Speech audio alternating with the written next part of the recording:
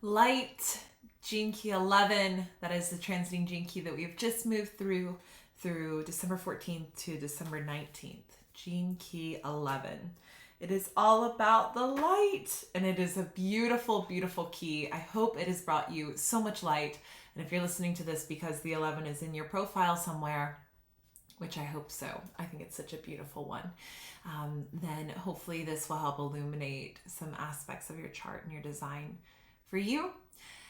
Or you could just be really drawn to this key without having it actually show up somewhere specifically in your profile. That is totally okay. There are many gene keys that I love that aren't necessarily in my hologenetic profile. They're not even in my body graph from Human Design. They are just a resonant key with me. And some of my friends along the years have been born during this week underneath this 11th gene key. And one of my very dearest friends now is her birthday's today. So she's such a beautiful soul and such a spectacular embodiment of this light frequency. And I'm so honored and grateful to have it in my life. Since she's been in my life, I can honestly say there is more light in my life. And I think since I've been in her life, she's definitely had more transformations and phoenix moments arise because of my sleeping phoenix presence. So it's pretty cool. I'll start with a little bit in a different order. Felt right tonight, today, whenever you're listening to this. Whatever, apply to your time zone. Dare to be Divine by Richard Rudd. This is a book of siddhis.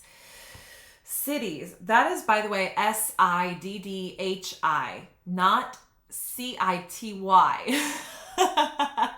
Siddhi, the Siddhic state, is a high frequency state, a Buddhic state.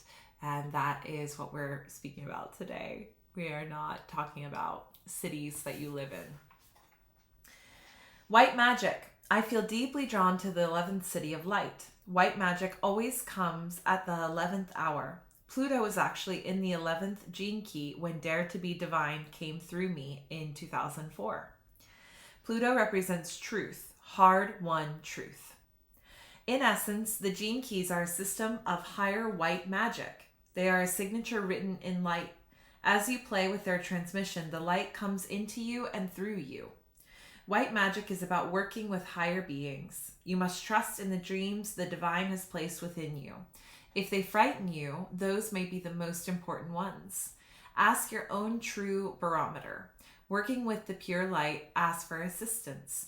Not all higher beings can incarnate, for incarnation is a messy business. In some of them, the voltage is just too powerful, but they can still work through our auras. Eden is a memory we all have access to. The 11th gene key is all about this memory of our body of light.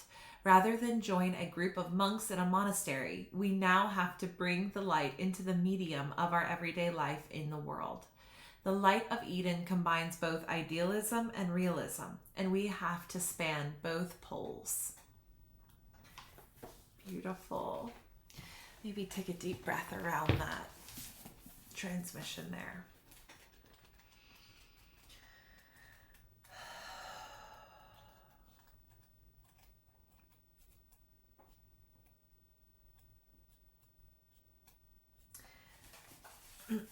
So the shadow is obscurity, the gift is idealism, and the city is light. This is a part of the ring of light. Programming partner is the 12th gene key, which is very interesting when we think of the 12th gene key having the gift of discernment, and how we think of the gift of light. It actually says the gift of discrimination. I thought so, but I like to think of it as discernment. So the 12th gene key, being the programming partner of the 11th, has the gift of discrimination, and then the gift of idealism is the 11th. So idealism really represents our ability to recognize something that will provide value and does provide what it says it will provide. And so that takes the gift of the 12, which is discernment or discrimination, to be able to identify that. So let's go into the shadow. Obscurity. Repressive nature. Fantasizing. When the archetypal imagery of the right brain is repressed, it turns inward and creates a world of fantasy. There's nothing wrong with fantasy so long as it finds a healthy and creative outlet. But in most cases, it does not find such an outlet. The foundation of repression is fear, and when this fear is not embraced, it creates an enormous drain on our whole body and being. Let's see. Unlived lives gradually drain the physical energy from the body, leading to all manner of physical health problems. Even worse than this, inner fantasies that do not find a creative outlet block us from following our true destiny. Our destiny is always hidden away behind these fantasies. The longer we hold them within, the more twisted they become until what began as a simple archetype become perverted into a much darker form. Until we can see our own responsibility for such a form, we cannot release the creative power that lies within us. Oh, excuse me. Do you guys notice that every time I yawn, I laugh afterwards? It's just funny to me that I'm on camera yawning. YOLO. Okay, reactive nature, deluded. The reactive nature rooted in denial and anger turns the inner fantasy into a projection field and tries to manifest it into the world. If the anger were embraced and the deeper fear owned, then the archetypes within us would indeed manifest in the world. But the reactive nature never allows this. Reactive natures use the outer world to hide from what lies within them. These are the kind of people who have a great idea in their minds, but they never manifest it. Because of the depth of their denial, they cannot let go of their inner image they have of what they would one day become. Such people are headed for eventual disappointment and even breakdown. Delusion is the attempted externalization of a false dream that conceals a deeper and real dream. Until the true dream is uncovered, what emerges is simply a veneer with no power to manifest. Interesting, huh? Very interesting. So obscurity, that's the shadow of obscurity.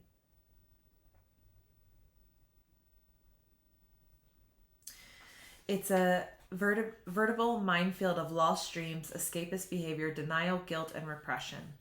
If you could just begin to trust in the images that come to you in your dreams and allow them to incubate in your imagination, you would begin to emerge from the false dream that you have placed yourself in. To awaken out of such a state is a vast experience. It is to step out of the illusion of the rest of the world and to tread a new kind of path that is at odds with the majority. It is the step that you must one day take to move from the 11th shadow into the 11th gift.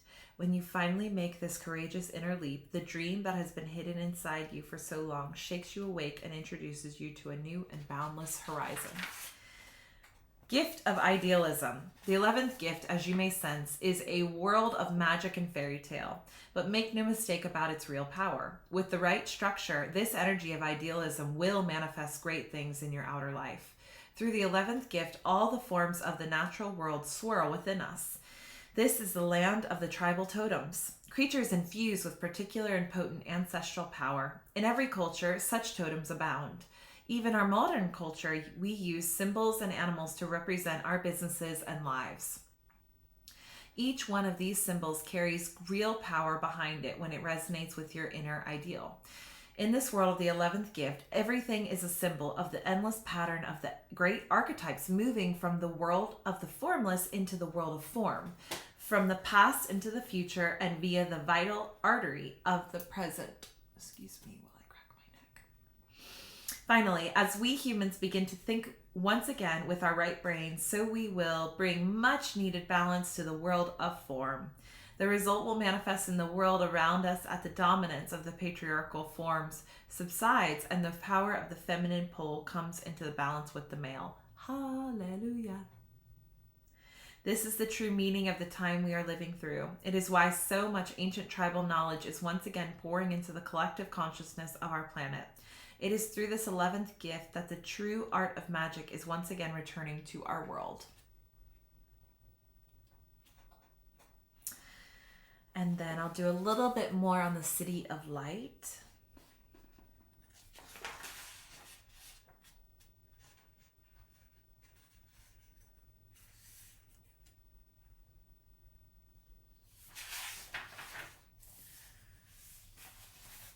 Let's see.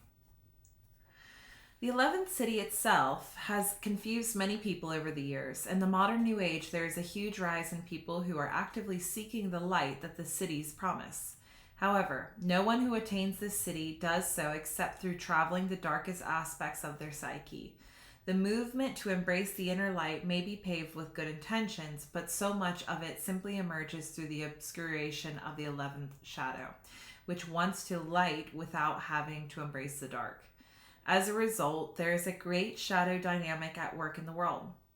This is especially true through the medium of the great religions, which seek the light up there. The light has never been outside of us, but resides deep within matter itself. It is a little known paradoxical law that the dense regions conceal the highest vibrations, and that true ascension moves downwards and inwards. Interesting, huh?